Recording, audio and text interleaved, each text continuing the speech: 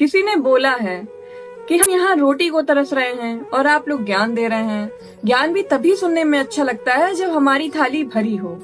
बात तो आपकी सही है, लेकिन अगर आपकी बात को ही हम घुमाकर सोचें तो आपके पास ज्ञान की कमी है, इसीलिए आपकी थाली रोटी से भरी नहीं है। इस दुनिया में इंसान के अलावा जितने भी जीव हैं, चींटी से लेकर हाथी तक, किसी को कोई दिक्कत नहीं होती। सब अपना खाते पीते हैं, सो जाते हैं, गीत गाते हैं, अपनी धुन में रमे रहते हैं। इंसान ने अपनी सोच को सीमित कर लिया है। अब मान लीजिए अगर इस पृथ्वी पर महाप्रलय आ जाए और सब कुछ खत्म हो जाए, आपके खेत खलिहान से लेकर आपके पास रखा हुआ सामान सब कुछ खत्म हो जाए और फिर आपके पास अगर कुछ बचे तो वो सिर्फ प्रकृति, फिर आप क्या करेंगे? घास फूस, पेड़ पौधे, बस यही बचे। फिर आप इनको खाना शुरू करेंगे।